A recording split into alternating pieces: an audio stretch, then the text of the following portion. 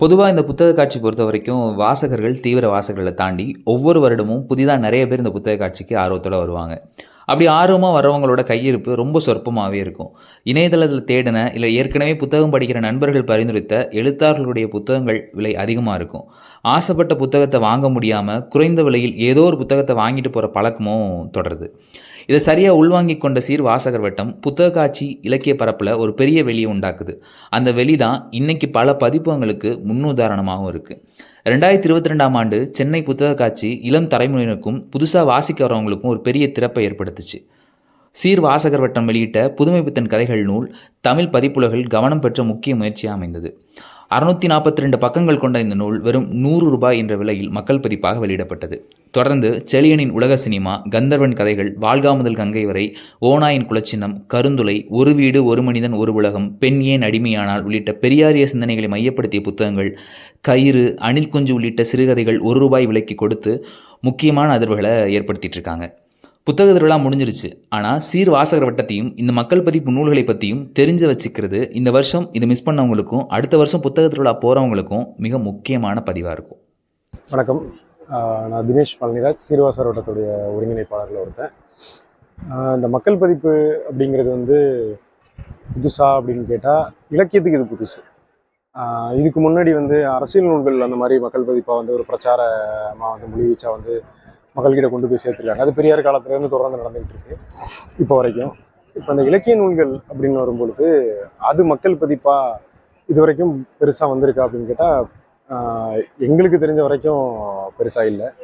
சீர்வாசகர் வட்டம் மக்கள் பதிப்பாக முதல்ல புதுமை பித்தன் கதைகளை வி அரசு அவர்கள் பதிப்பிச்ச புதுமை பித்தன் கதைகளை தொகுத்து வெளியிட்டோம். ஒரு மாணவராக இருக்கக்கூடிய ஒருத்தருக்கும் வாங்கக்கூடிய விலையில ஒரு எளிய மனிதர்களா, ஒரு சாதாரண அடித்தட்டு மக்களா, ஒரு உழைக்கும் வர்க்கத்தை சேர்ந்த ஆட்களா, அவங்களும் வாங்கக்கூடிய வகையில் அந்த நூல் கிடைக்கணும் அப்படின்னா என்ன செய்யணும் அப்படிங்கிறதுக்கான ஒரு யோசனைகள் வரப்போய் தான் அதை நாங்கள் எப்படியெல்லாம் பண்ண முடியும் அப்படின்றத திட்டமிட்டு அங்கிருந்து தான் மக்கள் பதிப்புக்கான ஐடியாவே வந்தது. மக்கள் பதிப்பு அப்படிங்கிறது என்னன்னா, எங்களை மாதிரி வெளியில் இருக்கக்கூடிய ஆட்கள் அவங்க கொடுக்கக்கூடிய நன்கொடையை வாங்கி புத்தகத்தினுடைய அச்சு விலைக்கும் அதை உருவாக்குற அச்சாகி அதோடைய அட்டைப்படத்துக்கு உண்டான கூலி, அதை பேக்கிங் செலவுகள், இது எல்லாத்தையும் விட கம்மியான விலைக்கு ஒரு புத்தகத்தை கொடுக்குறோம். அப்படி கொடுக்குறதா மக்கள் பதிப்பு. அது தன்னார்வலர்கள், ஒற்றை சிந்தனை உள்ள ஆட்கள், இவங்கள்கிட்ட நன்கொடை வாங்குறதன் மூலமாக தான் அது நடக்குது. அப்படிங்கும்போது அதில் நமக்கு லாபம்ங்கிறது பொருளாக பெருசாக எதுவும் கிடையாது, ஒன்றும் கிடையாதுன்னு வச்சுக்கோங்களேன். ஏன் அப்படின்னா நமக்கு இதில் அந்த மக்கள் பதிப்பு எத்தனை அளவுக்கு இப்போ வாழ்காடு இங்கே வரை இப்போ வரைக்குமே ஒரு 20,000 காப்பி போய் சேர்ந்துருக்கு. வெளியிட்ட ஒரு மாதத்தில் 20,000 பேர்கிட்ட போய் சேர்ந்துருக்கு. அப்படிங்கிறது தான் சீர்வாசகர்களுக்கு சந்தோஷமே தவிர பணம் சம்பாதிக்கிறது அப்படிங்கிறது இல்லை. ஏன்னா இது அப்படியான நோக்கத்தில் இது ஆரம்பிக்கவே படலை. ஒன்று விலையடக்க பதிப்பு அப்படிங்கிறதும் பார்த்தீங்க அப்படின்னா அச்சு செலவு என்ன ஆகுதோ அதுலேருந்து குறைந்தபட்சம் நமக்கு பேக்கிங் பண்ணுறதுக்கு இதுக்கெல்லாம் நம்ம தோழர்கள் ஒர்க் பண்ணுறாங்க. அவங்களுக்கான ஒரு ஊதியம், குடோனுடைய வாடகை, இந்த புத்தகம் காட்சி அரங்கம் அமைக்கிறோம் அப்படின்னா இந்த அரங்கத்துக்கான வாடகை, இங்கே வேலை இப்படிங்கிற அடிப்படையில் தான் தொகை நிர்ணயிக்கப்படுறோம். அவ்வளோதானே தவிர மற்றபடி இது ஒரு லாபத்தை குறியாக வச்சு இயங்குகிற ஒரு இயக்கம் அப்படிங்கிற அடிப்படையே இது கிடையாது. எங்களை எல்லா தரப்பு மக்களுக்கும் ஒரு நம்ம வாழ்க்கைக்குள்ளே இருந்து நம்ம நிறைய சடங்கு சம்பிரதாயம் அப்படி இப்படின்னு ஜாதி மதம் அப்படி இப்படின்னு ஏகப்பட்ட சுமைகளை தூக்கி சுமந்துக்கிட்டு வாழ்க்கையை வெறுமனே வாழ்ந்துகிட்டு இருக்கோம் இல்லையா. அதுலேருந்து நம்ம ஒரு மாற்றத்தை நோக்கி கொண்டு போகக்கூடிய ஒரு முற்போக்கான சிந்தனைகளை வலியுறுத்தக்கூடிய இலக்கியங்களை தான் அடிப்படையில் முதல்ல தேர்வு செய்கிறோம். அது ஒரு பக்கம். இன்னொரு பக்கம் இப்போ நம்மளை மாதிரி இணைந்து வேலை செய்யக்கூடிய வாசகர்கள், அவங்க கொடுக்கக்கூடிய பரிந்துரைகள், இப்போ இங்கே புத்தக காட்சியில் வரக்கூடிய வாசகர்கள், இவங்க எல்லாருமே நமக்கு இந்த புக்கு போட்டால் நல்லாயிருக்கும், அந்த புக்கு போட்டால் நல்லாயிருக்கும் அப்படின்லாம் சொல்லுவாங்க. ஸோ அதெல்லாம் நாங்கள் கணக்கில் எடுத்துக்கிட்டு ஒவ்வொரு புத்தக காட்சி முடிஞ்சதும் குழுவாக உட்காந்து திட்டமிட்டு என்ன புத்தகங்களை அடுத்த புத்தக காட்சி ஒட்டி எவ்வளோ இந்த வருஷம் இடைவேளை கொண்டு வரலாம் அப்படின்னு முடிவு செய்வோம். மக்கள் பதிப்புங்கிற பேரில் மற்ற பதிப்பகங்கள் 800 வரைக்கும் விற்கிற புத்தகங்களை 100-200க்கு கொடுக்கறதால மற்ற பதிப்பகங்களுக்கு நஷ்டம் தானே அப்படிங்கிற ஒரு பொது மனநிலை இருக்குது. அதற்கு இவர்கள் சொல்லும் கோணம் மிக முக்கியமானது. அது பதிப்புத்துறைக்கு ஆரோக்கியமானதும் கூட. சீருடைய செயல்பாடு சந்தையை சீர்குலைக்குது, புத்தக சந்தைகளை, புத்தக விற்பனையை சீர்குலைவாகுது அப்படின்ற குற்றச்சாட்டுகள்லாம் வருது. அது எதுவும் அடிப்படை இல்லாதது அப்படின்னு தான் நாங்கள் பார்க்குறோம். ஏன் அப்படின்னா இங்கே இருக்கக்கூடிய பதிப்பிக்கக்கூடிய எல்லா புத்தகங்களையும் நம்ம வந்து மக்கள் பதிப்பாக போட்டுற முடியாது. ஒன்று, அதுக்கு ஒரு பெரும் பணம் தேவைப்படுது. இப்போ ஒரு புதுமைப்பித்தன் கதைகளை எடுத்துக்கோமே. ஒரு புதுமைப்பித்தன் கதைகள் புத்தகத்தை வந்து அந்த ஆண்டு புத்தக கண்காட்சியில் இது வரைக்கும் வந்து ஒரு 30,000 பிரதிகள் வந்து தமிழ் நவீன வாசகர்களை நோக்கி புதுமைப்பித்தன் போயிருக்கு. இதில் எல்லாருமே வந்து தொடர்ந்து இலக்கியம் வாசிக்கிறவங்க அப்படின்னு சொல்ல முடியாது. புது வாசகர்கள் நிறைய வாசிக்கிறாங்க. நம்ம அரங்குக்கே வந்து நிறைய மாணவர்கள் வராங்க, நிறைய புதுசாக வாசிக்கக்கூடிய ஆட்கள் வந்து புத்தகங்களை எடுக்கிறாங்க. அப்போ அவங்கெல்லாம் வந்து இந்த வரலாறு, தன் வரலாறு, ஒரு சுயமுன்னேற்ற நூல்கள் அதெல்லாம் தாண்டி நவீன இலக்கியத்தை நோக்கி அவங்க உள்ளே வராங்க இல்லையா? அப்போ உள்ளே வரக்கூடிய ஆட்கள் இங்கே தேங்கிட போகிறதில்ல. இப்போ கரண்ட்ல நிறைய ரைட்டர்ஸ் எழுதிட்டு இருக்காங்க. அது இல்லாமல் மற்ற இதுக்கு முன்னாடி எழுதின ஆட்கள், லெஜண்ட்ஸ் எழுதினது, இதெல்லாமே வந்து எல்லா பதிப்பங்களால அச்சிட்டு வர்றது. இது எல்லாத்தையும் சீர்வாசர் வட்டத்தில் மட்டும் செய்ய முடியாது இல்லையா? இப்போ இங்கே புதுமைப்பித்தன் கதைகளை வாங்கின ஒரு 30,000 பேர்ல ஒரு 3,000 பேர் நவீன இலக்கியத்தை நோக்கி வரும்பொழுது புதுமைப்பித்தனை தொடர்ந்து கூழகிரிசாமி, ஜெயகாந்தன், கீரா இப்படின்னு அடுத்தடுத்து வாசிக்க போகிறாங்கல்ல. அப்படிங்கும்போது இந்த முயற்சி, இந்த மக்கள் பதிப்பு முயற்சி புது வாசகர்களை வாசிப்பை நோக்கி, பதிப்பங்களை நோக்கி இழுத்துட்டு வரதான் செய்யுமே தவிர அது வந்து சந்தை சீர்குலையோ ஒரு நாளும் கொண்டு போகாது. புத்தகத்துக்கு ஒரு திட்டம்னு ஒன்று வந்து தொடங்கி இப்போ ஒரு 6 மாசமா செயல்படுத்திட்டு இருக்கோம். என்ன அப்படின்னாக்கா, இப்போ அரசு உதவி பெறும் பள்ளிகளில் வந்துட்டு மாணவர்களுக்கு தன்னார்வலர்களா, வாலண்டியர்ஸா,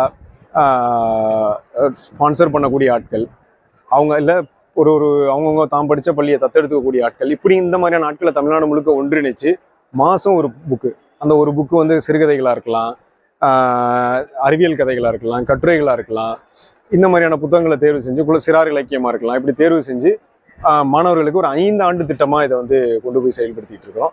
என்னன்னாக்கா, மாணவர் நூலகம் அப்படிங்கிற டேக்ல தான் இதை பண்ணுறோம். புத்தக திட்டத்தை என்ன அப்படின்னா, ஒரு புத்தகம் வந்து ஒரு மாணவன் வந்து ஒரு லீவெல்லாம், quarterly leave, half leave, annual leave இதெல்லாம் கழிச்சுட்டு பார்த்தோம்னா ஒரு 10 மாதம் இருக்கு இல்லையா? அந்த 10 மாதமும் ஒவ்வொரு புத்தகம், ஒரு ஆண்டுக்கு 10 புத்தகம் அப்படிங்கும்போது 5 வருஷத்துக்கு வந்து கிட்டத்தட்ட ஒரு மாணவர் கையில் 50 புத்தகம் போய் சேர்ந்துடும். அப்போ இந்த 50 புத்தகமும் வாசித்து ஒரு கல்லூரியை நோக்கி வெளியே வரக்கூடிய வந்து இந்த சமூகத்தை வந்து பார்க்கக்கூடிய ஒருத்தன் நிச்சயமாக வாசிக்கிற ஒரு மாணவனாக, ஒரு இளைஞனாக வெளியில் வருவான். வரக்கூடியவன் தொடர்ந்து இந்த மாதிரி புத்தகங்களை வாசிக்கும்போது அது மிகப்பெரிய சமூக மாற்றத்தை உண்டு பண்ணும் அப்படிங்கிற நம்பிக்கையில் இது ஒரு 5 ஆண்டு திட்டத்தை வந்து இப்போ முன்னெடுத்திட்டு இருக்கோம். நம்மளுடைய மக்கள் பதிப்பு அப்படிங்கிற இந்த ஐடியாவை ஃபாலோ பண்ணி நிறைய பதிப்பகங்கள் வந்து புத்தகத்தை வெளியிடுறாங்க. உதாரணத்துக்கு நம்ம இந்த சைடு இந்த ரோ ஃபுல்லாகவே வந்து மற்ற பதிப்பகங்கள் வெளியிட்ட மக்கள் பதிப்பு நூல்களை வந்து டிஸ்பிளே பண்ணுறதுக்காக தான் இதை ஒதுக்கியிருக்கோம்.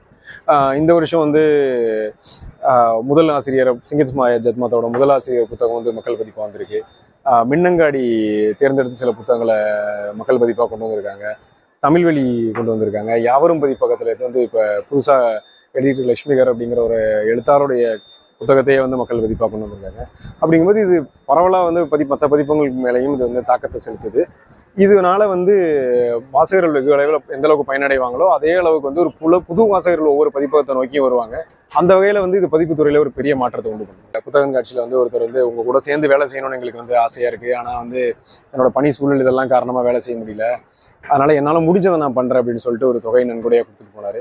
இப்படி எங்களோட சேர்ந்து வேலை செய்ய முடிஞ்ச ஆட்கள் வந்து சேர்ந்து இணைஞ்சிட்டு இருக்காங்க. இப்போ இங்கே யாருமே வந்து சம்பளத்துக்கு இருக்கிற ஆட்கள் கிடையாது. இங்கே இருக்கிற எல்லாருமே வந்து தன்னார்வலர்கள் தான், வேறு ஊர்களில் இருந்து பணி செய்கிறவங்க தான்.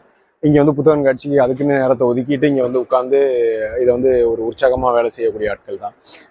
எல்லாரையும் வந்து இணைக்கிறது அப்படிங்கிறது வந்து இப்போ நமக்குள்ளே இருக்கும்ல, நம்ம வந்து இந்த மாதிரி வந்து வேலை செய்யணும், ஒரு சமூக மாற்றத்துக்காக இந்த மாதிரி வேலை செய்யணும், மக்கள்கிட்ட நல்ல புத்தகங்களை கொண்டு போய் சேர்க்கணுங்கிறதுக்காக வேலை செய்யணும் அப்படிங்கிற ஒரு எண்ணம் இருக்கும்ல.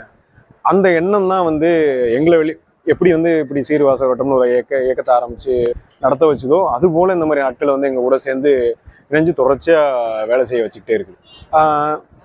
ஒரு குறிப்பாக வந்து எப்படி வந்து காலச்சூடு பதிப்பகத்துக்குன்னு வாசகர்கள் வராங்க, எதிர்க்குன்னு குறிப்பாக வர்றாங்களோ அந்த மாதிரி சீருக்கு அப்படின்னு சொல்லிட்டு வர்றது நிறையா இருக்குது. ஏன்னா இப்போ ஒரு 2 புத்தக காட்சியாக தான் வந்து நம்ம சென்னை புத்தக காட்சியில் வந்து சீர்வாசகர் வட்டம் பேரில் ஸ்டால் இருக்குது. அதுக்கு முன்னாடி வந்து வேறு இடங்களில் வச்சு தான் பண்ணோம். அப்போல்லாம் வந்து நிறைய பேர் வந்து தேடி புத்தகம் காட்சி முழுக்க சீர் ஸ்டால் இருக்கா அப்படின்னு சொல்லி தேடிலாம் அலைஞ்சு போயிரு. இன்னொன்று சீரையும் சீர்மை பதிப்பகத்தையும் வந்து கன்ஃபியூஸ் பண்ணிட்டு அங்கே போய் கேட்ட ஆட்கள்லாம் நிறைய இருக்கு. இப்போ நம்ம அதை வந்து சீர் வாசகரோட்டம் அப்படிங்கிற பேரோட இங்கே இயங்க ஆரம்பிக்கும் பொழுது அப்போது இது எந்த அளவுக்கு மக்கள்கிட்ட போய் சேர்ந்துருக்கு, எந்த அளவுக்கு மாணவர்கள் இளைஞர்கள் வந்து இதை வந்து கொண்டாடுறாங்க அப்படிங்கிறத வந்து பார்க்க முடியுது. ஏன்னா வரும்போதே உள்ள நுழைஞ்சு வரும்போதே சீர் ஸ்டால் எங்கே இருக்குது அப்படின்னு சொல்லி கேட்டுட்டு வர்றதெல்லாம் வந்து பார்க்க முடியுது. இப்போ புதுமை வித்தன் கதைகள் அப்படிங்கிறது வந்து விஆர்எஸ் அவர்களுடைய பதிப்பிச்ச அந்த புத்தகம் அது ஏற்கனவே வேற பதிப்பகத்தின் மூலியமா வந்தது தான். அந்த புத்தகம் வந்து நாங்கள் புதுமை வித்தன் கதையில் போடணும் போது அதை சூஸ் பண்ணி நாங்கள் அரசு சார்கிட்ட போய் பேசும்போது அவர் இதெல்லாம் கேட்டு வந்து பயங்கரமாக ஆச்சரியப்பட்டு இந்த மாதிரி மக்கள்கிட்ட புதுமை வித்தன் போய் சேரணும் அப்படின்னா இதில் எனக்கு ராயல்ட்டி இந்த மாதிரி இதெல்லாம் எதுவும் வேணாம், உங்களோட சேர்ந்து நான் வேலை செய்கிறேன் அப்படின்னு சொல்லிட்டு அவர் முழு ஈடுபாட்டோட தான் அதுக்கும் ஒர்க் பண்ணார். 20ஆம் நூற்றாண்டு சிறுகதைகள் புத்தகத்துக்கும் அப்படி தான் ஒர்க் பண்ணார். உதாரணத்துக்கு வந்து கந்தர்வனுடைய நூல் வெளியீட்டு விழாலையும் கூட பேசும்போது கூட இந்த மாதிரிலாம் நான் வந்து இப்போ பதிப்புத்துறைய புத்தகங்களை நான் நேசிக்கிற ஒரு ஆள், இந்த மாதிரி மக்கள்கிட்ட கொண்டு போய் சேர்க்கணும், நிறைய விஷயங்களை நிறைய புத்தகங்களை கொண்டு போய் மக்கள்கிட்ட சேர்க்கணும் அப்படிங்கிறதுல வந்து வேலை செய்யணும்னு நினைக்கிற ஆள், அந்த மாதிரி இவங்க வந்து செய்யக்கூடிய ஒரு ஆளாக இருக்காங்க. அதனால நான் வந்து அவங்களோட சேர்ந்துக்கிட்டேன் அப்படின்னு எங்களோட இணைந்து ஒரு வேலை செய்கிற ஒரு ஆளாக தான் அவரும் தன்னை வந்து எங்கேயுமே ரொம்ப சந்தோஷமாக மகிழ்ச்சியாக சொல்லிக்குவார். இப்போ அதே வகையில் தான் வந்து இந்த மாதிரி வாழ்கா வந்து புது டிரான்ஸ்லேஷனில் நிறைய இப்போ இருக்கிற ஜென்ரேஷன் வாசிக்கக்கூடிய அளவுக்கான ஒரு மொழி சிக்கல் எதுவும் இல்லாமல் அது வரணும் அப்படின்னு நாங்கள் சூஸ் பண்ணும்பொழுது ஆல்ரெடி எல்லாருக்குமே தெரிஞ்சது தான் மங்கை அவர்களுடைய நாடக இயக்குனரான மங்கை தோழருடைய மொழிபெயர்ப்பு வந்து எந்த அளவுக்கு இருக்கும் அப்படிங்கிறது தமிழ் சமூகத்துக்கு தெரிஞ்சது தான். அப்படிமா நாங்கள் உங்கள்கிட்ட கேட்கும்போது அவங்க ரொம்ப மகிழ்ச்சியாக வந்து அதை எடுத்துகிட்டு நான் பண்ணுறேன் அப்படின்னு சொல்லிட்டு ஒரு காலம் எடுத்து இந்த டைம்ல நான் முடிச்சு தந்துறேன் அப்படின்ற மாதிரி சொல்லி எடுத்துக்கிட்டு அவங்க ரொம்ப உற்சாகமாக பண்ணாங்க. பண்ணும்போதுமே அவங்க சொல்லும்போது இது வந்து வாசகர்களை போய் சேர்ந்தா போதும், இந்த கருத்துக்கள் வாசகர்கள்ட்ட போய் சேர்ந்தா போதும், மற்றபடி வந்து இதில் வந்து இதனால ஏர்னிங்ஸ்ன்றது எங்களுக்குலாம் எதுவும் வேண்டாம் அப்படிங்கிற ஒரு இதோட தான் இணைஞ்சு நம்மள்கிட்ட வேலை செஞ்சாங்க. நன்கொடை வாங்குவது, அதன் மூலமாக புத்தகத்தை மக்கள் பதிப்பாக கொண்டு வருவது என்பதையும் தாண்டி இந்த முயற்சியோட வெற்றிக்கு ஆதாரமாக இருப்பதே இதை எந்த பிரதிபலனும் லாப நோக்கமும் இல்லாமல் இதை முன்னகர்த்தி செல்லும் தன்னார்வலர்கள் தான். நான் வந்துட்டு கன்ஸ்ட்ரக்ஷன் கம்பெனி வச்சுருக்கேன். பட் எனக்கு ஆனால் இதில் ஃபுல்லாக இயங்கணுன்னு தான் ஆசை இருக்குது. அப்படி இருந்தாலும் ஸோ அதுலேயும் இதுலேயும் பேலன்ஸ் பண்ணுறது கொஞ்சம் கஷ்டமாக தான் இருந்தது. ஆனால் என்னால் என்ன முடியுமோ, என்னோட பங்களிப்பு என்ன, நம்ம பேக்கெண்டில் இருந்துட்டு மேக்ஸிமம் என்ன பண்ண முடியுமோ, நமக்கு தான் வாசிக்கிற பழக்கம் வந்துட்டு பெருசாக இல்லை. ஸோ அப்போ வாசிக்கிறவங்களுக்கு நம்மளால் என்ன பண்ண முடியும், ஸோ இந்த மாதிரியான உழைப்புகளை நம்ம போடலாம் அப்படின்றதான் எனக்கு ஒரு பெரிய எண்ணமே அதுதான். நம்மளால் முடியல, பட் வாசிக்கிறவங்களுக்கு நம்ம என்னென்னலாம் ஹெல்ப் பண்ணணும், அவங்களுக்கு எப்படிலாம் கொண்டு போய் சேர்க்கணும் அப்படின்றது சீரோட நோக்கமும் அதுவாக தான் இருந்தது. இப்போ புத்தக தூதுவ திட்டமாக இருக்கட்டும், ஸோ அந்த மாதிரி மாணவர்களுக்கும் சின்ன வயசுலேருந்தே மாணவர்களும் இதை படிக்கணும் அப்படின்றத அந்த புத்தக தூது திட்டத்தை கொண்டு வந்தாங்க. ஸோ எனக்கும் ஒத்து போச்சு, கருத்துக்கள் ரெண்டும் ஒத்து போகிறப்ப எனக்கு வந்துட்டு ரொம்ப அதுதான், நம்மளால் படிக்க முடியல, ஸோ இது மாதிரி அவங்களுக்கு ஹெல்ப் பண்ணலாம், இப்படி பேக்கெண்ட்லேருந்து சப்போர்ட் பண்ணலாம் அப்படின்றது தான் என்னோட ஆசை. அதுதான் பண்ணிக்கிட்டு இருக்கேன்.